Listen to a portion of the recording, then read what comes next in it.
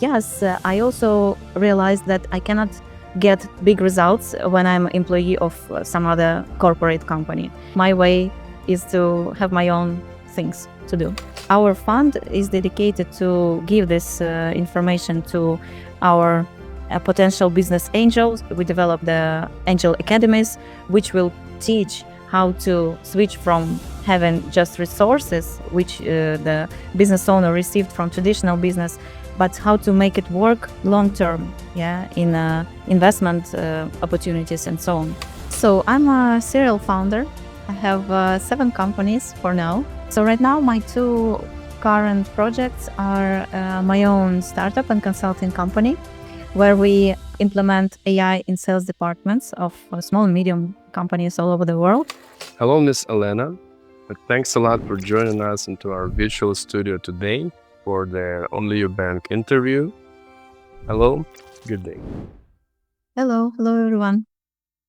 Great. First of all, I'd like to welcome you and to ask you to tell briefly about yourself. What is your briefly experience and current occupation? So I'm a serial founder. I have 7 companies for now, founded by me, but in my long journey. So right now my 2 current projects are my own startup and consulting company, where we implement AI in sales departments of small and medium companies all over the world. And it was grown from consulting business, which I've been doing for 10 years. That's the first part. And another part is Angel Fund, Angels for Ukraine, which is dedicated to invest in the best Ukrainian founders who now are trying to thrive in these challenging times. So these are 2 my main focuses, and the story was long. I will tell it maybe details later. But and now I'm living in Spain, in Valencia, but I'm trying to help Ukraine as much as I can from abroad. Great, sounds good. I have to ask, are you safe during these challenging times in Valencia? Yes, I am. And, last week it was very stressful for me because actually I escaped from death 2 times already. I'm originally from Donetsk. And the first time I had to lose everything and move to Kiev in 2014. Then in 2022, I had to escape from Ukraine in general. So I came to Valencia, and I was sure that I'm safe here now. But last week changed everything because in 3 kilometers from where I live, I think more than 2,000 people died. And right now we still are trying to, how to say, to find, I'm not sure that live people are still there, but trying to change the situation. And helicopters are going there all the time.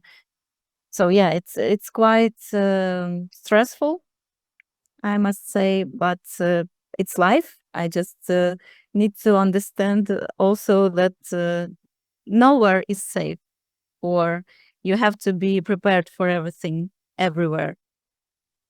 Yeah, I'm so sorry to hear that. And unfortunately, I've heard quite a lot of these stories before, people from Donetsk region who moved for the first time, then for the second time, a lot of it. But here you faced it for the third time, just like nearby you. I'm just wondering, are you considering yourself lucky or unlucky? Yes, I think I'm lucky because I'm even blessed because I've been going through all these situations where around me many people died and I somehow survived, and I'm safe, my kids are safe and alive, nothing bad happened to us, but we are in the places where it's very dangerous. Yeah, I guess I'm lucky. How did this impact you personally? All of these situations, what did you like? I mean, some maybe conclusions for yourself. Did you make some? Yes, a lot of. Can you share it? I believe it's It's very interesting and curious, all of us. First conclusion is that my home is where I am and where my family is. So I'm not connected anymore to any places. Became like a human of the world, right? But I didn't plan this. To be honest, I even didn't plan to move from Donetsk. I loved my city, I still do. And when I came to Kiev, I fell in love with Kiev, and I also felt it as my home. Right now, I am in Valencia, and it didn't happen from the first attempt. So first, I moved to Lisbon. I spent there 4 months, and I didn't really like this place for living. So that's why I've been searching more and more. I went to Spain, to Torrevieja first, then to Cullera, and then I moved to Valencia, and now feel here I feel really nice. I'm also ready to change my place of living several times more. That now I'm just more flexible in it. I'm also sure that no material stuff is important anymore. So if I lose home or the apartment or car, it's not really important. The most important things are me, my kids, the safety, health, and so on.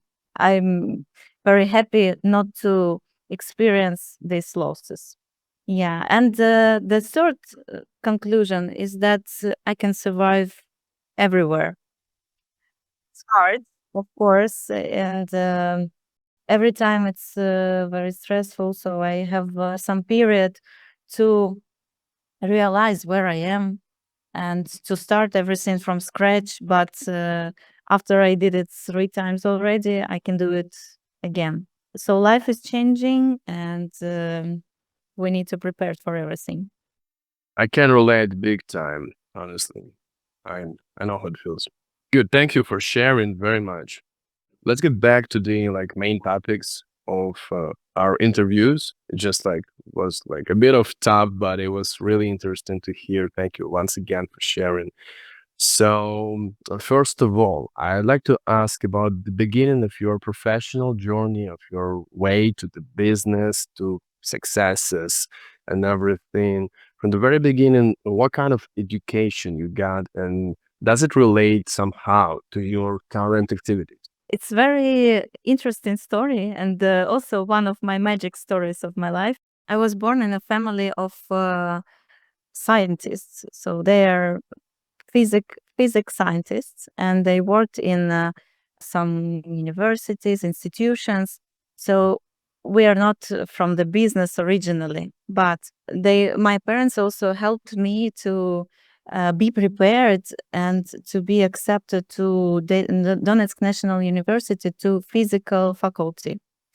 But I decided that I don't want this life for myself, and I just tried to enter the international economy faculty, which was not easy. We were not able to pay for the education, so I tried to be accepted to the budget education, and I managed it somehow. So no one believed that I can do it, but the last minute, the National University of Donetsk received the decision from Kiev that they do 2 budget groups instead of one that they planned. That's why all people who stayed till the last exam, they were accepted. And I did as well. So that helped me to study in this university, and I admired a lot. So international economy, that was very interesting for me. I also liked to learn languages. English language, which I have right now, is actually most of this knowledge I received in universities. It was enough for me to communicate after that during 10 years. Only now, when I need to do first public speaking in English, I had to have some additional courses, but that was good enough. And recently, I had a meeting with our university online. So I had the lecture for the students, describing what they need to do in this youth ages. So what they need to start when they are young to economize their years and receive first results faster. But yeah, international economy is my background. And after that, I went to the bank. I worked in customer support of plastic cards. It was 24/7 working. So I had my working hours sometimes during the day, sometimes during nights. It was fifth grade of my university and was not really easy. And later I started to give loans to private people, private individuals, and to corporates, small and medium businesses. And later I became head of SMEs in giving these loans. So I analyzed businesses started from early beginning. And after 5 years in a bank, I realized that I'm really very tied in the system. So I need more freedom. And that was the idea that I would like to be an entrepreneur. I was preparing myself for 6 months, learning, studying everything, choosing the idea, what will I do, and so on. And then I quit and started my first business. It was gift certificates. Yeah. It was 5 years after you finished university, right? Yes. So first 5 years I spent it, and so first system work in a corporate. All processes were established, and it was a very good experience for me. I also became an internal trainer, so I learned other new employees how to sell the products. Actually, sales is my main topic through all life. I taught them to sell and to know the products of Mhm. All right. So you started the first business 5 years after finishing the university. And what was it? What kind of business was it? It was the company of gift certificates. For example, a person can buy this certificate and to make it as a gift to their close people, and then those people are calling and they want to use this service. It can be like horse ride or sushi class or something like that. And when I started it in Donetsk, there was no companies in this area, so it was like launching the new market, and even people didn't understand how it worked. Our partners with whom we wanted to partner, they didn't know how to use these services, and it was very interesting. It took me about half of the year to organize everything and to start first sales, but till 2014, where I actually escaped from Donetsk. It was also 5 years past from 2009 till the beginning of the war. We had four places of selling our products. It was headquarters and several trade offices, and we were well known in our region. And during this time, several more companies I established. So I didn't plan it actually, but some new ideas came, and people, my friends, showed me some new ideas. So I started a few other companies as well at the same period. And the second one was a science show. It's kind of event business where mad scientists come to birthdays of children, and they show experiments when something is blowing, something is given the smoke, and so on. First, it was like a small business, but later I packed it into franchise scheme, and I started to sell this franchise. And till 2014, I sold five franchises, which worked in other cities in Ukraine. Later, I sold this business to one of the first employees, and he continued till today. So still, this is alive. Yeah, the third company was a marketing company. That was the period when these landing pages appeared and no one knew how to do it. But I was in a community which was called Business Molodist. It's a Russian community, yeah. And I quit when the war was started because of these reasons. But they gave me a lot of knowledge, and this company of marketing, we started produce landing pages, first targeting, and so on. Fourth one was production of chocolate with logo, branding chocolate. So some companies, they can order, for example, auto auto companies or banks or other big companies. They order chocolate, which is on reception, and any client can take it. So this business was growing very fast, and that was very interesting. But we had own production inside Donetsk, which we couldn't, unfortunately, transport to Kiev when the war was started. And in 2014, I was quite busy because I also gave birth to my two sons.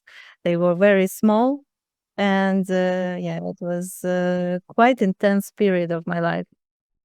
When I moved to Kiev, I started everything from scratch, and I sold this event business, science show, and I understood that during these years, when I also helped other businesses in these business communities to grow, I guess I was ready to start a consulting. I was not self-confident in it, but I just went to my fear and did this beginning. And actually, I'm still friends with the first client of mine in consulting. We just became very close, and sometimes they ask us to help us during years, 10 years already passed. And during these 10 years, I've been working with more than 200 businesses with my team. So first we do the check audit, and we give the recommendations what we think works not the best way and what needs to be changed. And after that, we offer the roadmap how it can be changed. And if they like what we do, we can enter the company and do it during 4 6 months, changing the processes, teaching their employees in sales, management, and strategy. That's what our main activities. And startup actually grown up from this business because I realized that consulting business model is quite tight for me. So we cannot do more than 10 projects at the same time without losing the quality. But I wanted to scale, and doing this startup business where we implement AI sales managers into sales departments, this business can be scaled globally, and we don't have any limitations of the number of companies we work at the same time. What are the scale of your clients, the scale of the companies you're working with? It's the clients which can be called a small and medium enterprise. So Europe, there is certain definition. So that's the companies with the turnover less than 5 million euro per year. That's the scale of the companies. I'm wondering, at the very beginning, you mentioned that you just felt a lack of freedom, if we can say this way, yeah, during working in the band. Were there any other reasons why you actually chose this path? Why you started your own business instead of working as a in bank, I don't know, making your career like step by step, higher and higher. You decided to cut it off and go to your own journey. What was the main reasons for that? I think I will come back to saying about freedom because freedom is one of my main values, and I just felt myself very limited. I had to obey some orders and some rules. And when I'm entrepreneur, I can create those rules for myself and also for my other employees. Actually, the rules which I create in my businesses, they are much more given the freedom. So they can work from anywhere. They can choose the time when they work.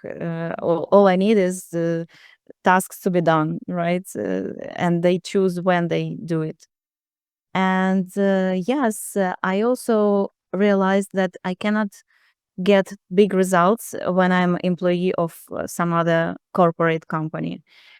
I know people who did get these big results, but anyways, I just felt that my way is to have my own things to do. Are you happy with this?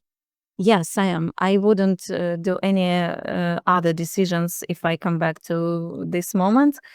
But I cannot say that it's romantic and very easy way, right? It's challenging. It's hard. But maybe I'm the person who likes some hardness. But I like the opportunities which it gives to me.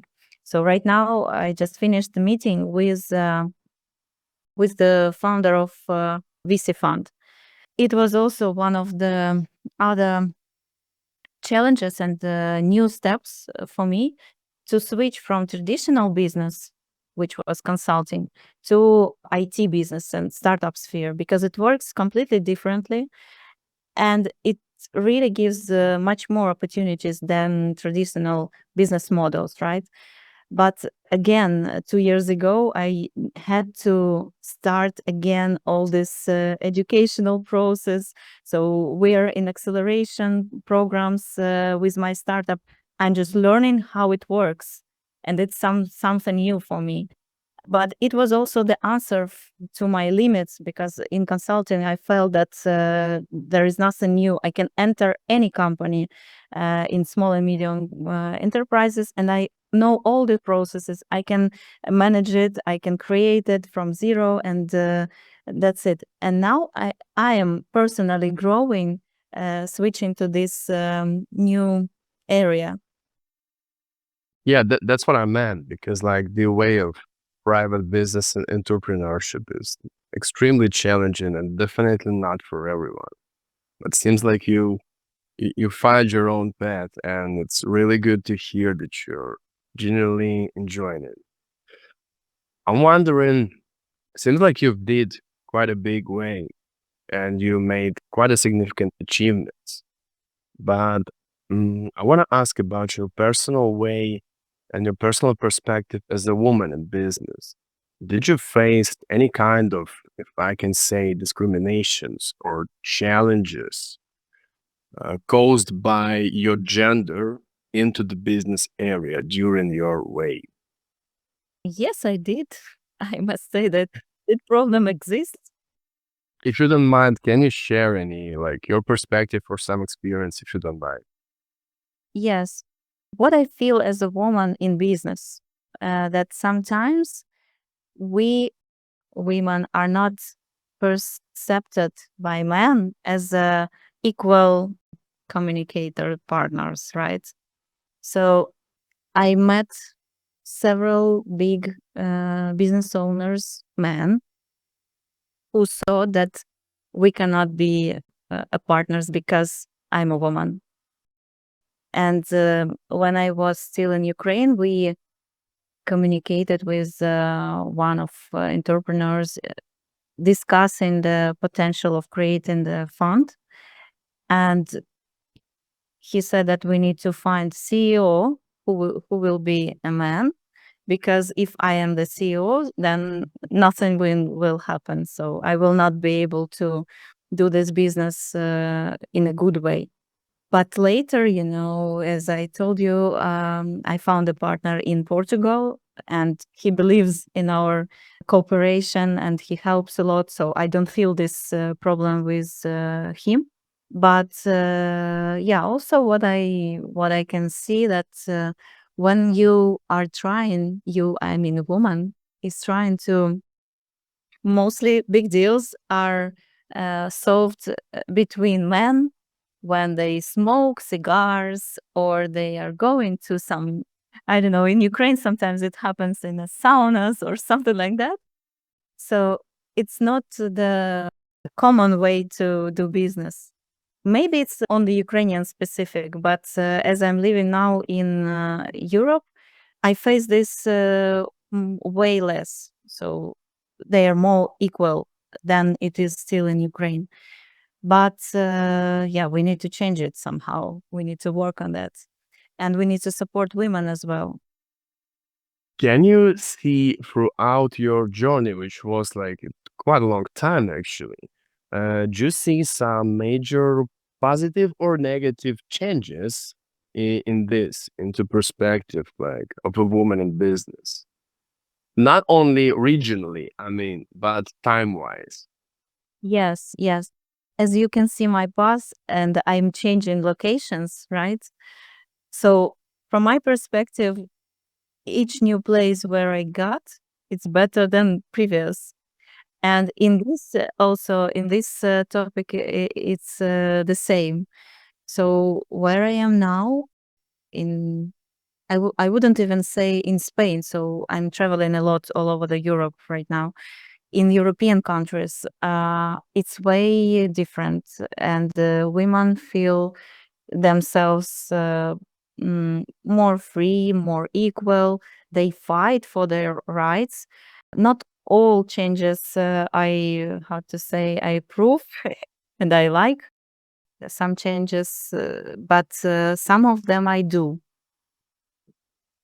Yeah, actually, this topic is much deeper than even about only about business, because it's in general about communication between men and women. And this is also the topic which I'm studying during all my life. And yeah, Feel it's free very. to share your thoughts. If you can do it briefly, like we don't have like an hours right now, unfortunately, but if you can briefly by some points. I just can say my conclusions. What I feel right now would be good how to organize the communication between men and women, because business is business, private life is private life, right? And in business we need to feel ourselves equal, but in private life I still think that it's better to admit that men are still stronger. Yeah, and we have just our own responsibilities, women our own, men their own. And what I face in Europe, that they are thinking not like us in private communications, right? So they Absolutely. when in Europe they think, okay, so it's a approach from ages when man is like the main person in a family and woman is the neck, right? So they think if we both earn money, then we should be equal. We do the same equally. We put equal amounts of money in a budget of family.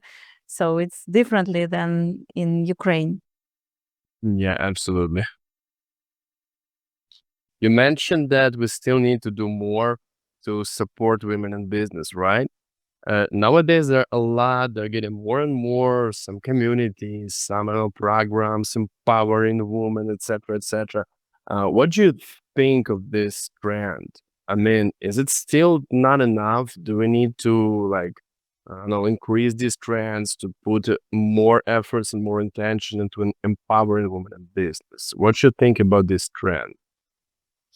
I think the trend is perfect. It needs to be developed. What I think needs to be improved is the awareness of those programs for women, because I think that in Ukraine, inside, it's still limited. Not all women know about those programs, and this is the problem: the lack of information. Even if this information is quite open, so when I'm now focused on that, I'm searching and I receive a lot of programs and so on, and we apply to some of them. I don't know how can it be changed to give this information to bigger amount of women inside Ukraine, women entrepreneurs. I also think that the it's not the problem, but this trend should be developed. Is how to traditional business switch to IT businesses, because I know a lot of business owners, no matter are they men or women, who have quite big businesses in Ukraine made in traditional ways, but they cannot scale, and they feel these limitations, and they don't have the information how to switch, how to go further. So our fund is dedicated to give this information to our potential business angels. So we develop the angel academies, which will teach how to switch from having just resources, which the business owner received from traditional business, but how to make it work on them long term, yeah, in investment opportunities and so on. So that's what I'm working on right now. Yeah, that's actually a very curious position and the perspective. The very interesting idea, the lack of information about this. Yeah, makes a lot of sense, actually. We need to think about it. Next, traditional question, which we're asking on every our interview is, did you ever faced an inequality in incomes between men and women? I'm wondering, both in Ukraine and now in Europe, in business, or when you were working in the bank during the whole your experience, did you ever face that? And what's your perspective on that? Yes, so of course I did.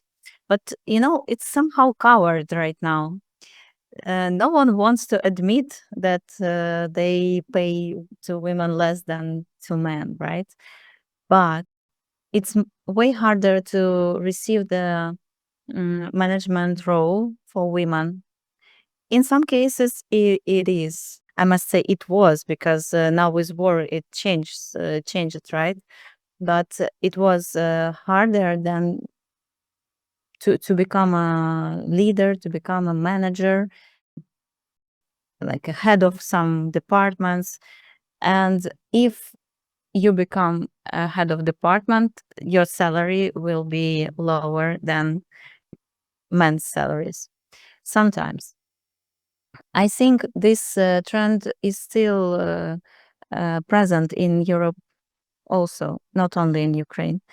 But in Ukraine, it will be changed because of war. So right now we have women who work, men who fight, and women need to lead economy right now. They need to make it survive, to take all the business processes in their hands. And right now, women are able to go abroad to represent Ukrainian companies outside the country. So we have a lot of tasks now as a Ukrainian leaders, right? In the world itself, maybe they don't feel it right now yet that much as Ukrainians inside of the country, but it will be also changed, I think, with time. But it will take maybe a decade more.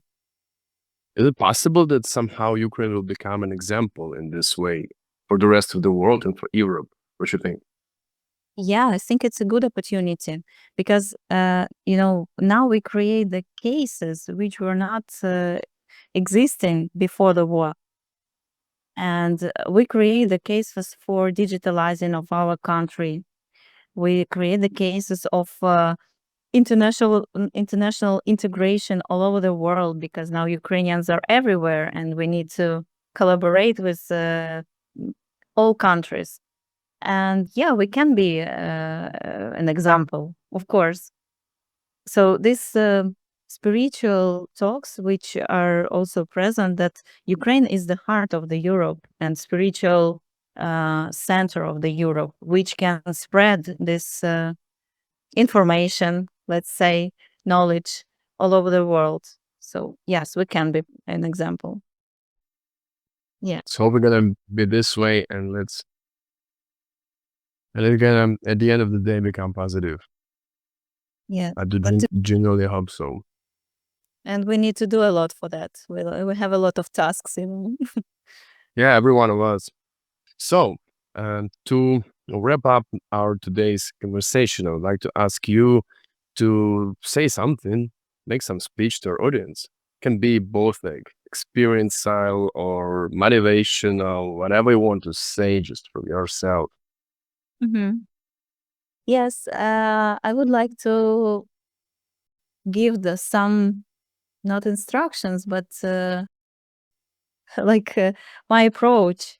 Yes, first, to all people, to men and women both, is not to be afraid of changes, to be prepared to accept challenges, because for every person, life gives the challenges which are right for this personality.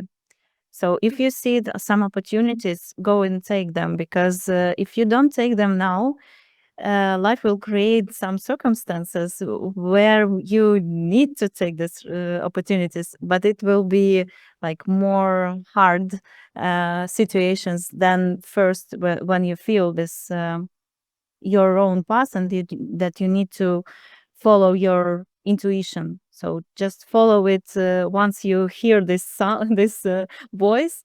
Don't waste the time. And some advice for women is to try to be also developed in business, but not to forget the feminine side, and not to close the hearts, because I also saw a lot of women who try to become a man, to survive and to be equal in this communication process.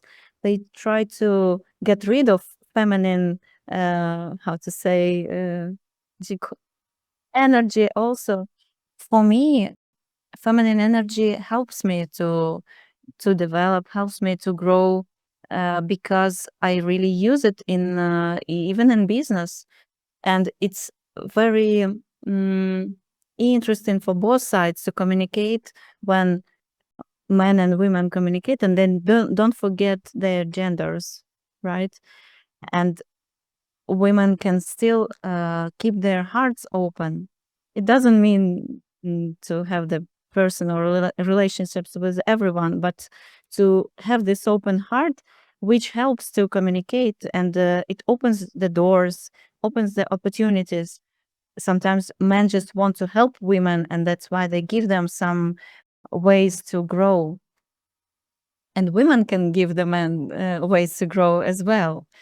But yeah, it's very important to keep this the same gender, and to feel that who we are in a business, in private life. So don't forget to be a women with open hearts. Great. I absolutely agree. That was really good. Absolutely wonderful. Thank you very much for this extremely meaningful and deep and very interesting conversation. It was my absolute pleasure to have you here today. Thanks a lot and have a good one. Thank you very much.